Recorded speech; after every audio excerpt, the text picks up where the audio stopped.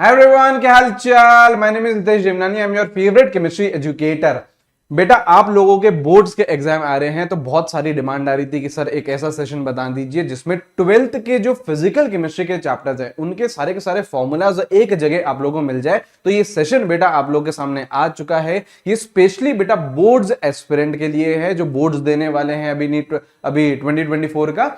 NEET वाले जो बच्चे हैं वो भी इसे डेफिनेटली दे सकते हैं, वो क्योंकि उनसे भी इनकी हेल्प ही होगी। ठीक है, तो जितने भी आपके चैप्टर्स हैं, मोटा मोटा बात करें तो 3 चैप्टर्स आप लोगों के फिजिकल केमिस्ट्री में, सॉल्यूशंस है, इलेक्ट्रोकेमिस्ट्री है और केमिकल काइनेटिक्स है। तो उसको हम लोग कवर करने वाले हैं, एक एक फॉर्मूला देखने वाले हैं। ये पूरी पीडीएफ आप लोग को मिल जाएगी बेटा हमारे टेलीग्राम चैनल पर। आप लोगों को टेलीग्राम चैनल पर बेटा शॉर्ट नोट्स भी मिल जाएंगे, full length notes, DPP, question bank, daily quizzes भी बेटा स्टार्ट हो चुके हैं। नीट प्रिपरेशन अड्डा 247 इसके नाम से आप सर्च करेंगे। लगभग 65,000 बच्चे उसमें जुड़े हुए हैं हमारे साथ, तो उसमें आइए और ये जो पूरी की पूरी पीडीएफ है वहां पे मिल जाएगी। ठीक है, इसके साथ साथ बेटा आप लोगों के लिए मैं लेके आया हूं एक 6 घंटे की महा मैराथन, है ना। ये स्पेशली बेटा बोर्ड जो देने वाले हैं उनके लिए, जिसमें पूरी की पूरी ट्वेल्थ की केमिस्ट्री मैं आप लोगों को करवा रहा हूं 24 तारीख को, डेट इज कल मैं आप लोगों को करवा रहा हूं। शाम को 6 बजे से हम लोग स्टार्ट करेंगे और 6 घंटे के अंदर अंदर पूरा का पूरा फिनिश कर देंगे हम लोग ट्वेल्थ की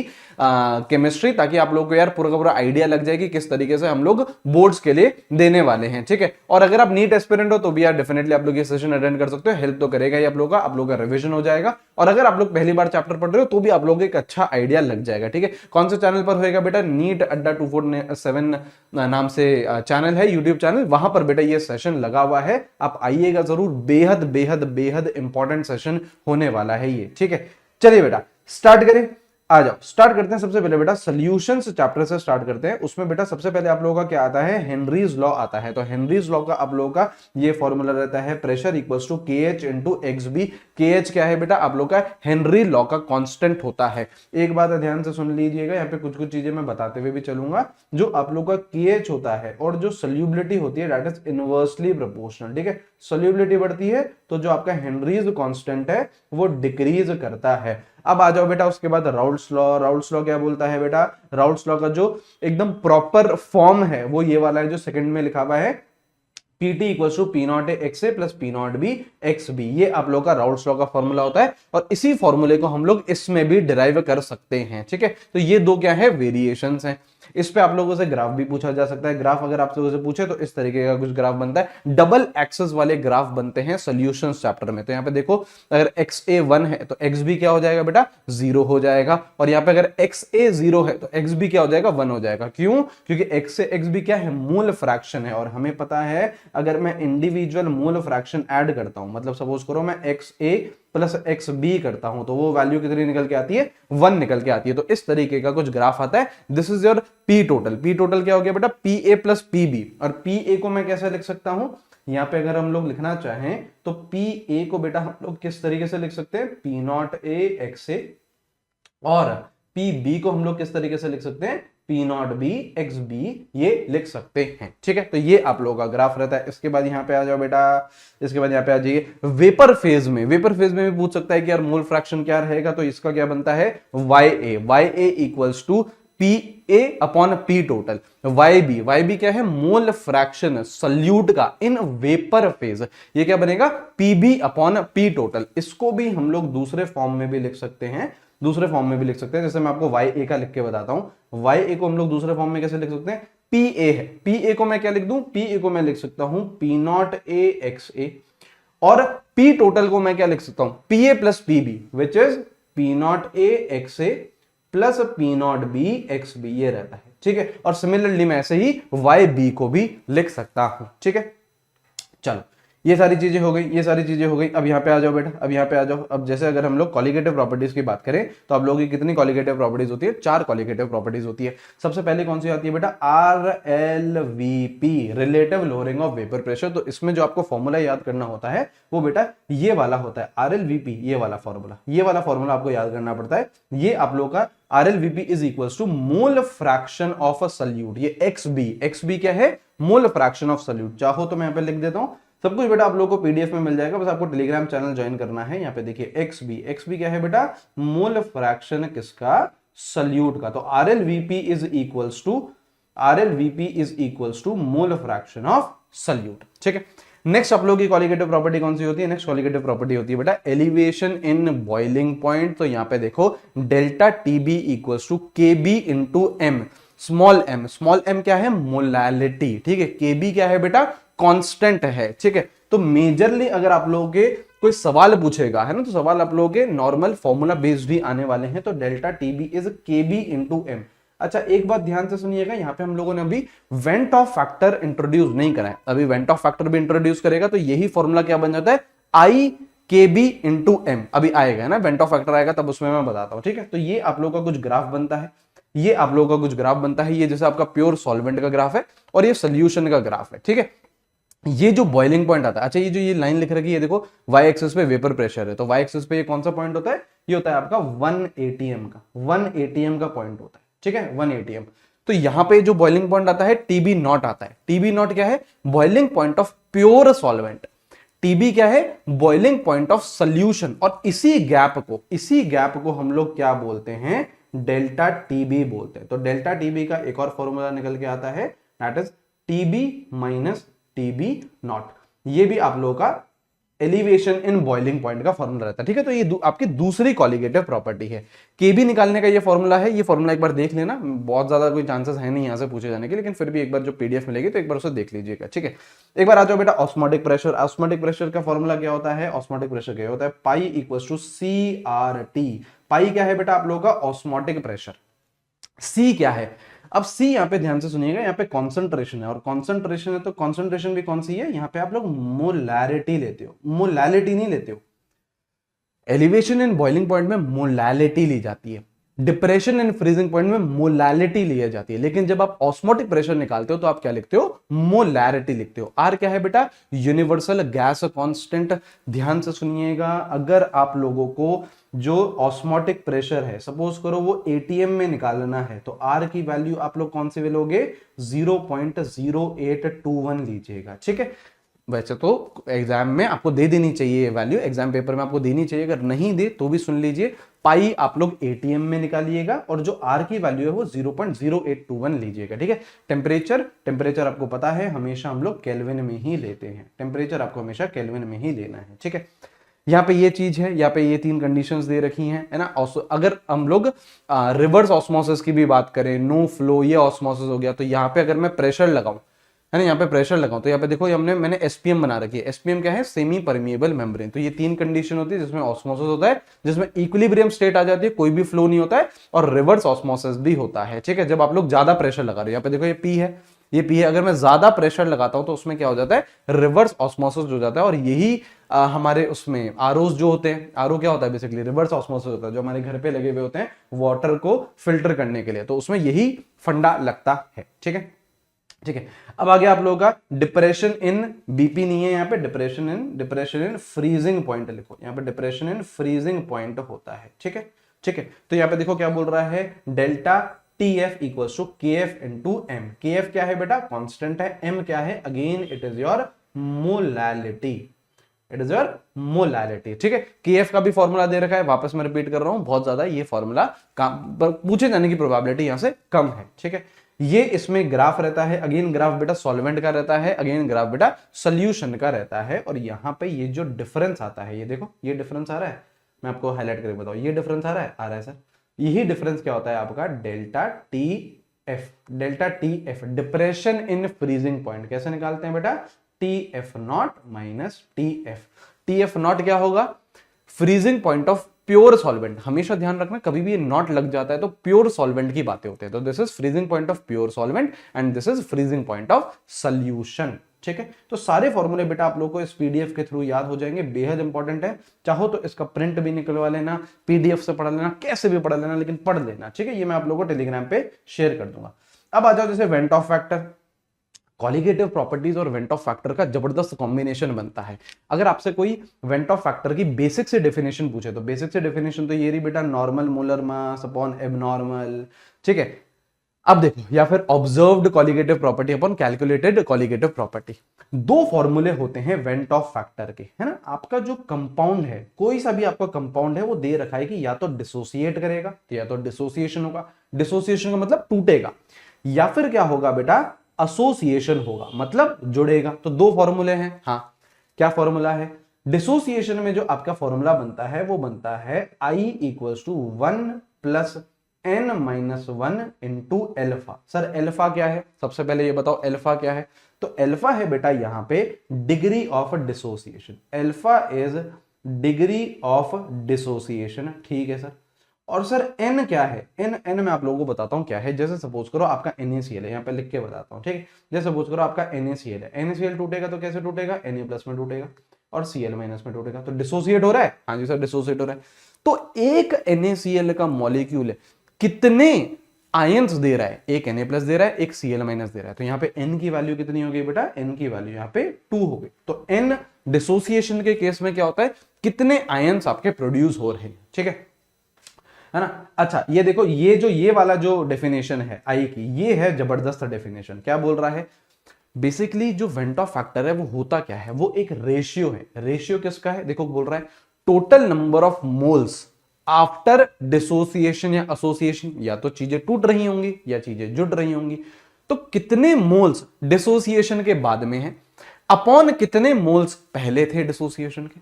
मतलब बाद क्या इफेक्ट क्या है अपॉन पहले क्या था। एसोसिएशन के बाद कितने मोल्स हैं अपॉन एसोसिएशन के पहले कितने मोल्स थे। इस रेशियो को हम लोग वेंट ऑफ फैक्टर बोलते हैं, ठीक है। डिसोसिएशन के लिए ये फॉर्मूला होता है और उधर ही बेटा एसोसिएशन के लिए क्या फॉर्मूला बन जाता है। एसोसिएशन के लिए अगर मैं दूसरा फॉर्मूला आप लोगों को लिख के बताऊं, एक सेकंड है ना, इस वाले फॉर्मूले की जगह एक बेहतर फॉर्मूला मैं आप लोगों को बता देता हूं जिससे आपको याद भी रहेगा। कुछ नहीं, यहां पे देखो 1 प्लस डिसोसिएशन में 1 plus n minus 1 into alpha था। कुछ नहीं, इस n की जगह क्या कर दो? 1 अपॉन n।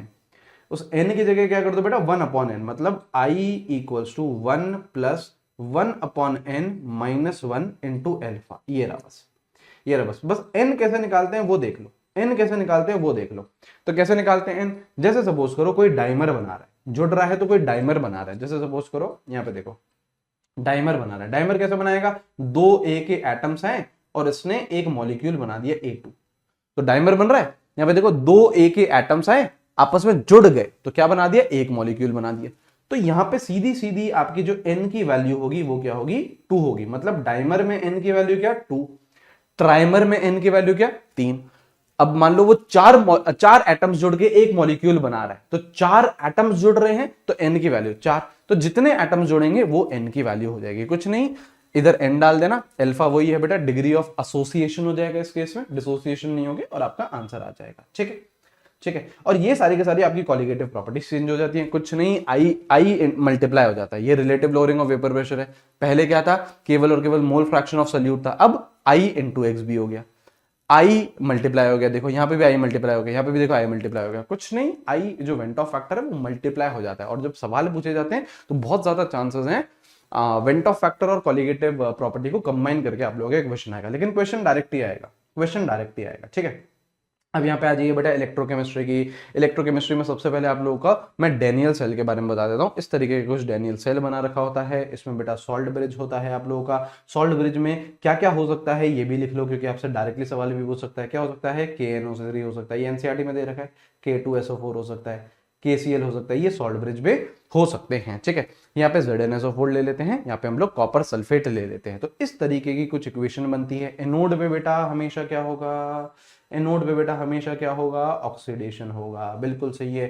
कैथोड पे बेटा हमेशा क्या होगा? कैथोड पे आप लोगों के रिडक्शन होगा, बिल्कुल ठीक है, बिल्कुल ठीक है। ये ऑक्सीडेशन हो गया, ये रिडक्शन हो गया। ये आप लोगों का ई सेल निकालने का फॉर्मूला हो गया। ये आप लोगों का डेल्टा जी नॉट का फॉर्मूले हो गए, ठीक है। Delta G not is what? Minus NFE0 cell. अच्छा एक और बात यहाँ पे जबरदस्त बता दूं आपको, अगर किसी भी रिएक्शन को स्पॉन्टेनियस होना है, ठीक है, समझाते हुए भी चल रहा हूं मैं आप लोगों को, अगर किसी भी रिएक्शन को स्पॉन्टेनियस होना है तो उसका जो डेल्टा जी है दैट शुड बी नेगेटिव। और अगर डेल्टा जी नेगेटिव रहेगा और अगर मैं इस रिलेशन से जाऊं, इस रिलेशन से जाऊं, तो ई सेल क्या आता है बेटा? पॉजिटिव आता है, ठीक है। और उधर ही अगर मैं सपोज करो रिएक्शन बोलता हूं नॉन स्पॉन्टेनियस, है ना, non spontaneous, non spontaneous reaction बोलते से बेटा जो डेल्टा जी है that is greater than 0, delta G is greater than 0, तो यहां पे जो आपका ई सेल बनता है दैट इज लेस देन 0। मोटा मोटा अगर मैं आप लोगों को समझाऊं तो डेल्टा जी और ई सेल का साइन क्या रहता है, अपोजिट रहता है। साइन क्या रहता है, अपोजिट रहता है, ठीक है। स्पॉन्टेनियस का मतलब क्या है, ऐसी रिएक्शन जो अपने आप होती है ना, ऐसी रिएक्शन जो अपने आप होती है उसको मैं स्पॉन्टेनियस बोलता हूं। करेक्ट है, करेक्ट है। और यहाँ पे एक रिलेशन दे रखा है डेल्टा जी नॉट और के इक्विलिब्रियम का यहाँ पे रिलेशन दे रखा है, ठीक है। चलो आगे बढ़ते हैं बेटा, आगे बढ़ते हैं। ये मैराथन के बारे में मैं आपको बता ही दिया हूं। आ जाइएगा, 24 तारीख को है, शानदार तरीके से शाम 6 बजे करेंगे और 6 घंटे में पूरी 12th की केमिस्ट्री आप लोगों को पढ़ा दी जाएगी। ये टेलीग्राम चैनल है। अब यहाँ आ जाओ, चलो नर्स्ट इक्वेशन है, यहाँ पे देखिए ये आप लोगों को नर्स्ट इक्वेशन दे रखी है। ये होता है आपका नर्स्ट इक्वेशन का फॉर्मूला, ठीक है। अब ये जो नर्स्ट इक्वेशन का फॉर्मूला लिख रखा है ये एप्लीकेबल कुछ कंडीशन में होता है, लेकिन आप लोगों को हमेशा यही लगाना होता है। कब होता है, दिस इज एट 298 केल्विन। ये वाला जो फॉर्मूला है ये आप लोगों का कब लगता है, 298 केल्विन पर ये वाला आपका फॉर्मूला लगता है। E cell equals to E not cell minus 0.0591 भी आ सकता है अपॉन एन। एन क्या है, कितने इलेक्ट्रॉन्स ट्रांसफर हो रहे हैं, कितने इलेक्ट्रॉन्स ट्रांसफर हो रहे हैं, और लॉग क्यू। क्यू क्या है, रिएक्शन क्वेश्चन। एक ट्रिक बताता हूं आप लोगों को रिएक्शन क्वेश्चन निकालने की। हमेशा क्या करना है बेटा, रिएक्शन क्वेश्चन निकालते वक्त कहीं पर भी अगर मान लो एक्वस फेज दे रखा है तो उसकी क्या निकालना, कॉन्सेंट्रेशन। अभी बताता हूं मैं आपको, ट्रिक का अप्लाई करना भी सिखाता हूं। कहीं पर भी बेटा अगर आपको गैसियस फेज दे रखा है तो उसका लिखना बेटा पार्शियल प्रेशर। हाँ जी सर। कहीं पर भी अगर सॉलिड फेज है तो उसको कर देना इग्नोर बेटा, है ना, देखना ही नहीं है। कहीं पर भी अगर इलेक्ट्रॉन है तो उसको भी कर देना इग्नोर। जैसे जैसे ये देखो, यहां पे इसने क्यू लिखा है, ये इक्वेशन दे दी है, ये इक्वेशन दे दी है, ठीक है। और यहां पे इसने क्या लिखा है, क्यू लिखा है। देखो ये क्यू लिखा है। क्यू हम लोग कैसे लिखते हैं, हम लोग लिखते हैं प्रोडक्ट अपॉन रिएक्टेंट। तो देखो प्रोडक्ट में कौन कौन है, पहले तो देखो प्रोडक्ट में है सी। कौन सी फेज में, एक्वस फेज में। मैंने आपको क्या बताया, अगर एक्वस फेज हो तो क्या ले लेना, कॉन्सेंट्रेशन ले लेना। तो यहां पे देखो सी की कॉन्सेंट्रेशन ले ली इन्होंने, सी की कॉन्सेंट्रेशन ले ली। और सी का स्टोशियोमेट्रिक कोफिशिएंट क्या है, स्मॉल सी। तो स्टोशियोमेट्रिक कोफिशिएंट को पावर में डाल दिया। हाँ जी सर। और प्रोडक्ट क्या है, प्रोडक्ट है बेटा आपका यहाँ पे डी। डी कौन से फेज में, सॉलिड फेज में। सॉलिड फेज को क्या कर दो, इग्नोर। सॉलिड फेज को हमको देखना ही नहीं तो सॉलिड फेज को इग्नोर कर दिया, कुछ नहीं लिखा इसका। अब आओ रिएक्टेंट की तरफ। तो यहाँ पे देखो ये ए है, कौन से फेज में, एक्वस फेज में। देखो यहाँ पे ये ए है बेटा एक्वस फेज में, इसका स्टोशियोमेट्रिक कोफिशिएंट भी स्मॉल ए है। तो यहाँ पे देखो ए एक्वस फेज में तो कॉन्सेंट्रेशन ले ली और स्मॉल ए ले लिया मैंने, इसका स्टोशियोमेट्रिक कोफिशिएंट उसकी पावर में चले जाएगा। अच्छा यहाँ पे बी देखो, बी क्या है बेटा, गैसियस फेज में। गैसियस फेज में देखो मैंने क्या बोला, पार्शियल प्रेशर लेना। तो यहाँ पे देखो पार्शियल प्रेशर ले लिया बी का। और ये स्मॉल बी कहां गया बेटा, पावर में। पावर में क्यों जा रहा है, क्योंकि स्मॉल बी स्टोशियोमेट्रिक कोफिशिएंट है। स्टोशियोमेट्रिक कोफिशिएंट पावर में चले जाता है। तो क्यू निकालने में बच्चों को दिक्कत आती है, क्यू निकालने की मैंने आप लोगों को यहाँ पे ट्रिक बता दी है, अप्लाई करो और मजे से जियो, ठीक है। चलो चलो यहां पे देख लो बेटा, इक्विलिब्रियम पे क्या होता है, सेल रिएक्शन स्टॉप हो जाती है, जो ई सेल है वो जीरो हो जाता है और क्यू भी किसके बराबर हो जाता है, के इक्विलिब्रियम के। और आपका कुछ इस तरीके का ये डेरिवेशन आ जाता है, ये डेरिवेशन आ जाता है। ऑलराइट ऑलराइट, ठीक है। फैराडे के लॉ है बेटा, फैराडे का पहला लॉ है। पहला लॉ क्या है बेटा, अगर आपको फॉर्मूला में डायरेक्टली फॉर्मूला बताऊं तो पहला लॉ क्या होता है, फर्स्ट लॉ इज ZIT, ये फॉर्मूला होता है, ये फॉर्मूला होता है, ठीक है। Z क्या है, इलेक्ट्रोकेमिकल इक्विवेलेंट, नाम भी लिख लेते हैं बेटा। Z क्या है बेटा, इलेक्ट्रोकेमिकल, इलेक्ट्रोकेमिकल है ना, ये है बेटा इलेक्ट्रोकेमिकल इक्विवेलेंट, ठीक है। अच्छा इसको भी निकालने का तरीका है, क्या तरीका है, W equals to E upon 96500 into I into T, ठीक है, ठीक है। E क्या है बेटा, इक्विवेलेंट वेट। E क्या है बेटा, इक्विवेलेंट वेट, ठीक है। I करंट है, T टाइम है, कितने सेकंड के लिए आप करंट चला रहे हो, और 96500 फैराडे होता है। देखो यहाँ पे भी लिख रखा है EIT अपॉन F लिख रखा है। F की वैल्यू कितनी होती है, 96500, ठीक है। तो यहाँ पे 96500 हो गया, ठीक है। तो ये है सेकंड लॉ। सेकंड लॉ कुछ नहीं, सेकंड लॉ ये बोलता है कि अगर दो आपने मेटल डिपोजिट करवा रहे हो तो उनका जो जितने वेट में वो डिपोजिट हो रहा है ना, जो वेट उसका डिपोजिट हो रहा है, that is directly proportional to its equivalent weight. ये बोलता है आपका सेकंड लॉ, ठीक है। अब यार ये कुछ दे रखा है, ये सारी चीजें हम लोगों ने पढ़ भी रखी होती हैं। देखो जो आपका रेजिस्टेंस है, रेजिस्टेंस क्या होता है, रो एल अपॉन ए, है ना। फिर ये रेजिस्टिविटी होती है रो, तो कुछ नहीं, ए को यहां पे ले गए, एल को यहां पे ले गए, तो ये क्या बन गया, रा बाय एल, ठीक है।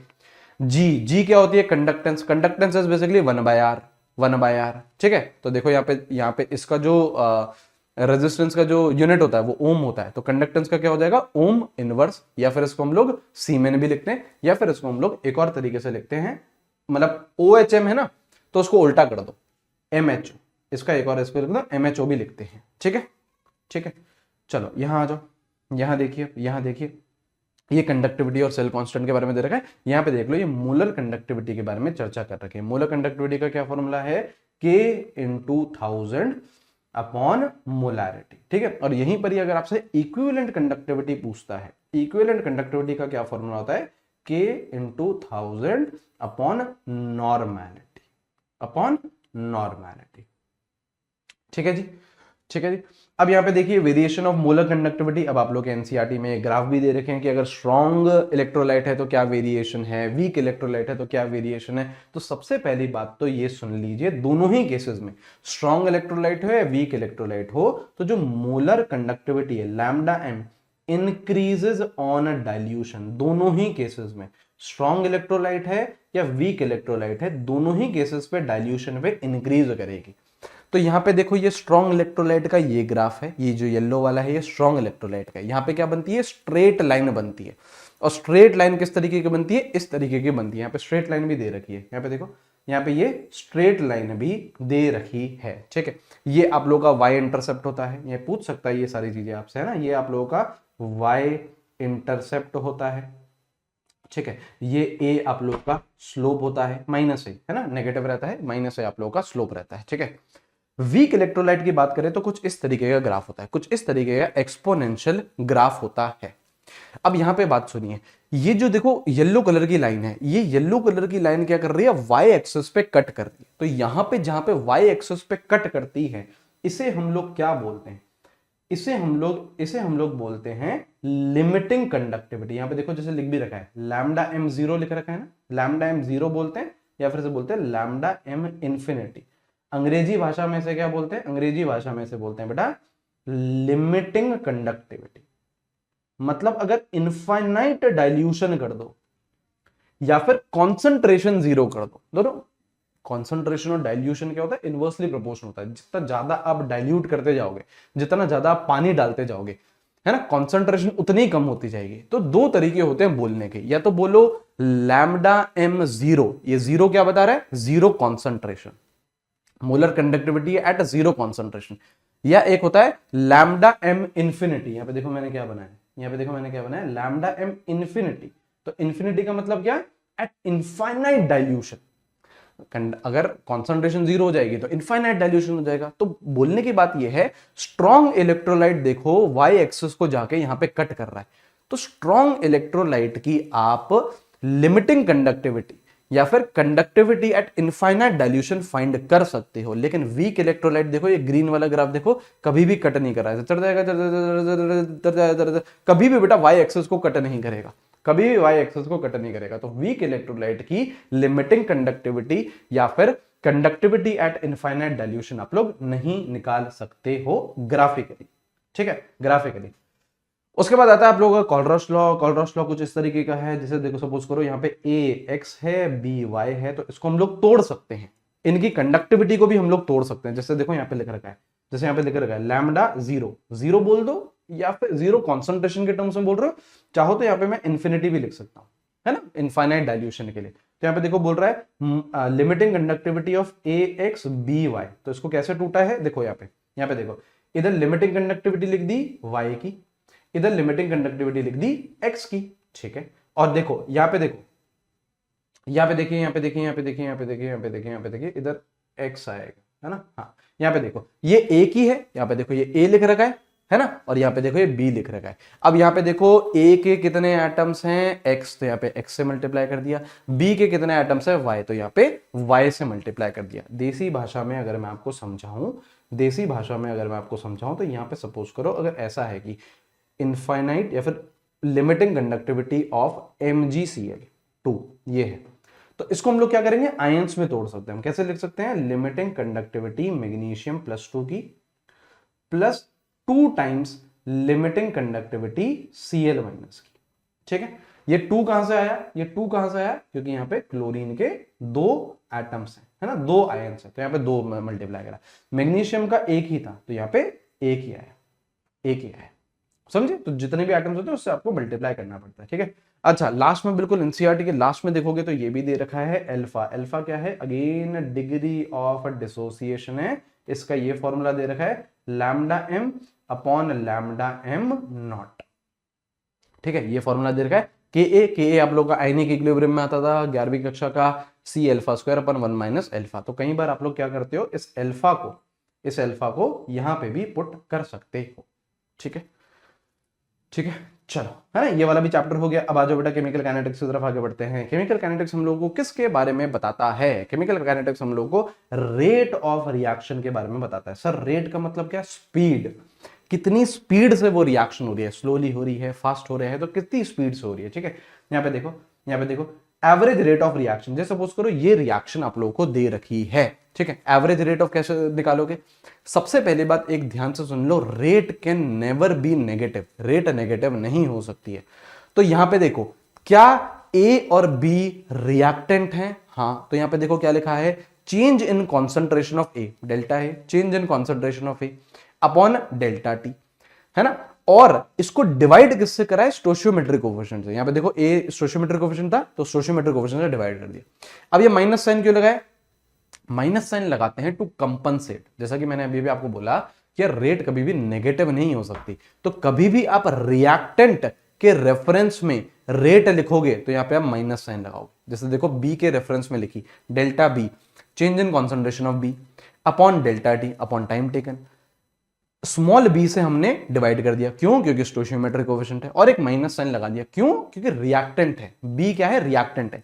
रिएक्टेंट के टर्म्स में कभी भी आप लिखोगे तो नेगेटिव साइन लगाओगे, प्रोडक्ट के टर्म्स में आप लोग कभी भी नहीं लगाओगे। यहां पे देखो, यहां पे देखो delta C upon delta T, ये देखो C, change in concentration of C upon delta T, small C क्या है, स्टोशियोमेट्रिक कोएफिशिएंट, तो स्मॉल सी से डिवाइड कर दिया, लेकिन यहां पे पॉजिटिव रखा, क्यों, प्रोडक्ट है। सेम यहां पे देखो, change in concentration of D upon time taken, small D से डिवाइड कर दिया, क्यों, क्योंकि स्टोशियोमेट्रिक कोएफिशिएंट है, लेकिन यहां पे पॉजिटिव रखा। पॉजिटिव हम लोगों ने इसलिए ही रखा क्योंकि वहां पे हम लोग चेंज नहीं कर रहे हैं, मतलब प्रोडक्ट के बारे में बात कर रहे हैं हम लोग, है ना, प्रोडक्ट के बारे में बात कर रहे हैं, रिएक्टेंट के बारे में चर्चा नहीं कर रहे हैं, ठीक है। ये आप लोग का रेट लॉ है, रेट लॉ इक्वल्स टू के इंटू ए की पावर एम बी की पावर एन, ठीक है।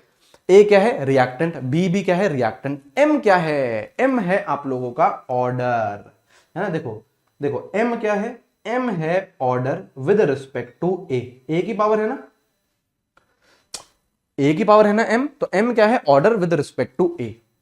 एन क्या है, ये भी ऑर्डर है but with respect to what, B.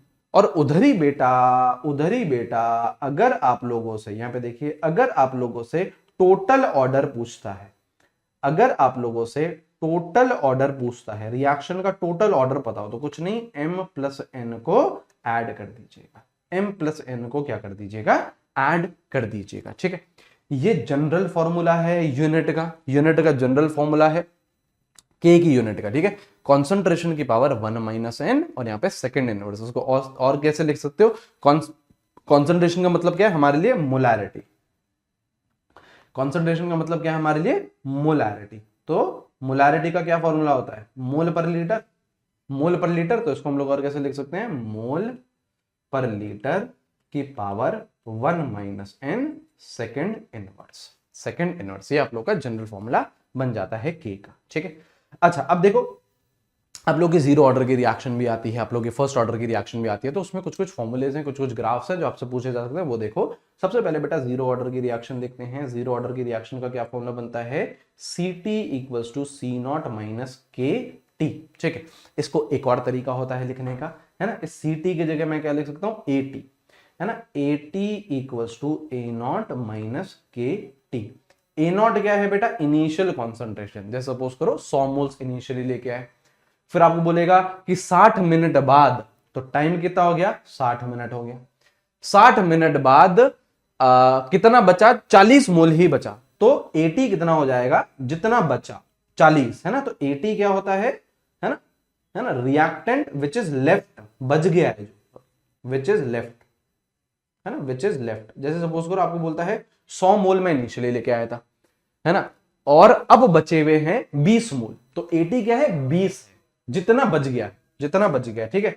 अब यहाँ पे आती है आप लोगों की हाफ लाइफ। हाफ लाइफ क्या होती है बेटा, ए नॉट बाई टू के, ठीक है। सी नॉट लिख दो, ए नॉट लिख दो, एक ही बात है। ए नॉट अपॉन टू के क्या होती है, हाफ लाइफ होती है। यहाँ पे ये आप लोगों के कुछ ग्राफ दे रखे हैं, जीरो ऑर्डर रिएक्शन है, तो रेट कॉन्सेंट्रेशन पे डिपेंड नहीं करती, तभी बेटा ये डायरेक्टली आया है। मतलब रेट इज व्हाट, कांस्टेंट।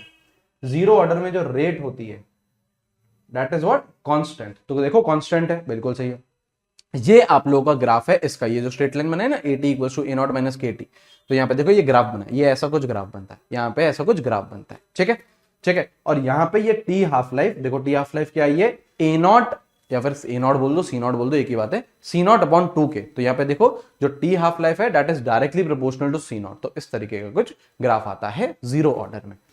यही अगर चीजें मैं आप लोगों के फर्स्ट ऑर्डर की बात करूं, यही चीजें अगर हम फर्स्ट ऑर्डर की बात करें, तो फर्स्ट ऑर्डर में क्या होता है, क्या होता है, यहाँ पे देखो, यहाँ पे देखो, यहाँ पे अब स्ट्रेट लाइन नहीं बनती, यहाँ पे क्या बनता है, एक्सपोनेंशियल बनता है। तो यहाँ पे जो फॉर्मूला आता है वो आता है A T equals to A naught E की पावर माइनस के टी, इस तरीके का फॉर्मूला बनता है, ठीक है। जब इसको हम लोग सॉल्व करते हैं तो ये आपका फॉर्मूला निकल के आता है, k equals to 2.303 upon time log A naught upon A T, ठीक है। A naught is initial concentration, A T is कितना बच गया।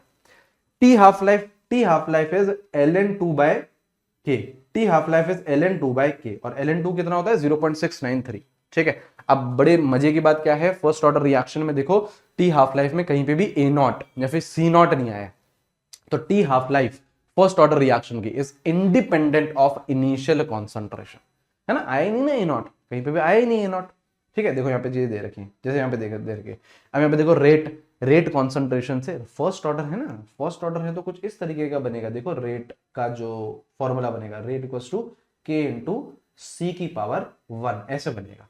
तो जब सी की पावर 1 है तो स्ट्रेट लाइन बनेगी ना यार।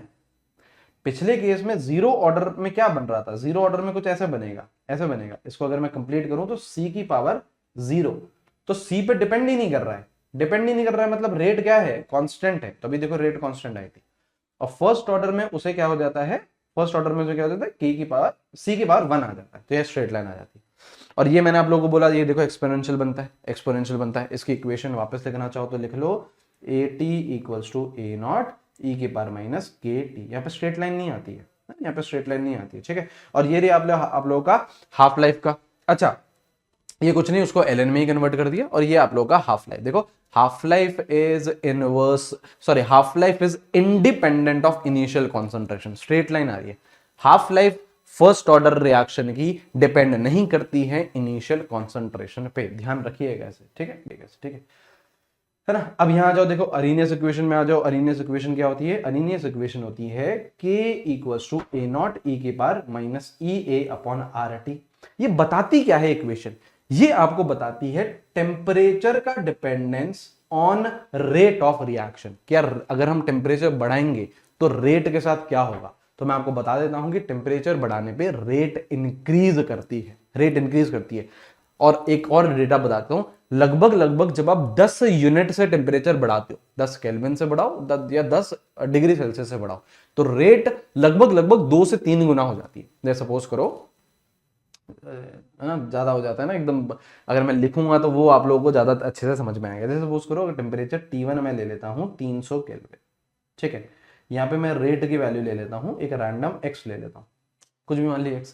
अगर मैं T2 टेम्परेचर लूंगा यहाँ पे 310 केल्विन, मतलब मैंने 10 यूनिट से टेम्परेचर को इंक्रीज कर दिया, तो रेट लगभग कितनी हो जाएगी, या तो 2x हो जाएगी या फिर 3x हो जाएगी। मतलब 2x दुगने से तिगुने के बीच में कहीं पे भी आ जाएगा, है ना। रेट या तो डबल हो जाएगी या ट्रिपल हो जाएगी, तो इसके बीच में कहीं ना कहीं पे लाई कर सकती है वो, ठीक है।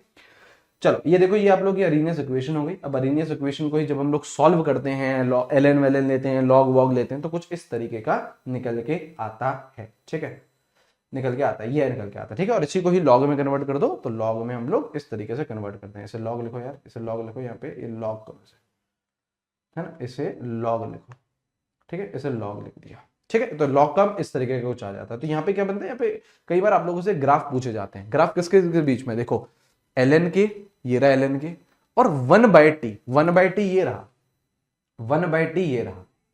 तो क्या चीज मल्टीप्लाइड है, क्या चीज मल्टीप्लाइड है, यहाँ पे देखो जो चीज मल्टीप्लाइड है, क्या चीज मल्टीप्लाइड है, E A minus E A by R. तो यहां पे जो आपका स्लोप बनता है, यहां पे जो स्लोप बनता है that is minus E A upon R, ठीक है, जो स्लोप बनता है। और ये जो y इंटरसेप्ट बनता है this is L N A, ये जो ये आपका y इंटरसेप्ट बना ना, ये क्या है आपका एल एन ए है। और इसी को ही अगर मैं लॉग में कन्वर्ट कर दूं, लॉग में कन्वर्ट कर दूं, तो आप लोगों का जो स्लोप आ जाता है, देखो देखो ये रहा 1/t, 1/t ये रहा, मल्टीप्लाइड क्या है इससे, minus E A upon 2.303 R. देखो minus E A upon 2.303 R, ये आपका स्लोप बनता है, ये स्लोप बनता है। और जो y इंटरसेप्ट है वो क्या बन जाता है, log k। तो कई बार आप लोगों से स्लोप और y इंटरसेप्ट डायरेक्टली भी पूछा जा सकता है, ठीक है। अच्छा, अब ये चीज दे रखी है, अगर टेम्परेचर T1 है तो सपोज करो रेट K1 है, टेम्परेचर T2 है तो सपोज करो रेट K2 है। तो ये एक इक्वेशन होती है, ये एक इक्वेशन होती है जो आप लोग ध्यान रखेंगे तो हेल्पफुल रहेगा आपको, ठीक है। यस, तो हमने बेटा सारे के सारे जो आपके चैप्टर्स थे 12th की फिजिकल केमिस्ट्री के एक एक फॉर्मूला हमने बता दिया है, कुछ जो इंपॉर्टेंट पॉइंट्स हैं वो भी मैंने आपको बता दिए हैं। अब बेटा मैं आप लोगों को पूरी 12th की केमिस्ट्री करवाऊंगा, शॉर्ट नोट से करवाऊंगा ना, बहुत अमेजिंग तरीके से। शॉर्ट नोट्स देखना चाहो तो यहाँ पे देखो, हाँ, कितने सुंदर सुंदर शॉर्ट नोट्स हैं, है ना, 2-2 पेज में बेटा पूरा का पूरा चैप्टर फिनिश कर रखा है और मजा आ जाएगा पढ़ने में। और एक एक चीज आप लोगों को याद हो जाएगी इसमें, ठीक है। तो यहाँ पे देखो बड़े सुंदर हैं, तो आइएगा जरूर, है ना, और शानदार तरीके से हम लोग पढ़ेंगे और इसे कवर करेंगे, ठीक है। बाकी टेलीग्राम चैनल आप लोग ज्वाइन करिए, यहाँ पे सारी की सारी चीजें मैं आपको प्रोवाइड कर दूंगा, ये पीडीएफ भी आप लोगों को वहीं पर ही मिल जाएगी, ठीक है। सेशन पसंद आया तो बेटा लाइक करिएगा, कमेंट जरूर करके जाइएगा। और ऐसे सेशन चाहिए तो मुझे बताइए, ऑर्गेनिक का चाहिए है, जैसे मेरे पास आपको ऑर्गेनिक की सारी रिएक्शंस अगर वो आपको जाननी है तो उस पर भी बेटा सेशन बन जाएगा। हालांकि जब आप ये कल वाला जो सेशन है, 24 तारीख वाला जो सेशन है, अगर आप ये अटेंड करोगे तो उसमें सारी की सारी चीजें हम लोग करेंगे, सारे ऑर्गेनिक रिएक्शन सब कुछ आ जाएगा, एक्सेप्शंस आ जाएंगे, सारे फिजिकल केमिस्ट्री के चैप्टर्स आ जाएंगे, पूरा हम लोग 12th की केमिस्ट्री आप लोगों को फिनिश करवा दूंगा लगभग 6 घंटे में, 5 से 6 घंटे में, ठीक है। चलिए अच्छे से बढ़िए, सेशन को लाइक करिएगा, चैनल को सब्सक्राइब करिएगा और कमेंट जरूर करके जाइएगा, ऑलराइट। एंड बाकी बेटा एक बहुत ही शानदार टेस्ट सीरीज चल रही है पार्थ AITS, जिसमें आप लोगों को 20 फुल सिलेबस मॉक टेस्ट मिल रहे हैं अलॉन्ग विद डिटेल्ड सॉल्यूशन। तो बहुत ही अमेजिंग ये टेस्ट सीरीज है, मल्टीपल बार इसे अटेम्प्ट कर सकते हो, पेपर डिस्कशन हो रहा है with concept bye expert faculties, आप लोगों को प्रॉपर सब्जेक्ट वाइज एनालिसिस मिलेगी, NCERT बेस्ड टेस्ट सीरीज है, नए सिलेबस पे बेटा टेस्ट सीरीज है, तो इसे आप लोग डेफिनेटली ज्वाइन कर सकते हैं। GNT25 कोड आप लोगों को लगाना है और आप लोग आ सकते हैं, इसका लिंक डिस्क्रिप्शन और कमेंट बॉक्स में मैं डलवा दूंगा, ठीक है। चलिए, तो आई होप आप लोगों को सेशन में मजा आया होगा, कमेंट जरूर करके जाइएगा, लाइक करिएगा सेशन को और शेयर करिएगा अपने सभी दोस्तों के साथ, ठीक है। चलिए मिलते हैं हम लोग हमारे नेक्स्ट सेशन में, take care, have a great day, see you guys, bye bye.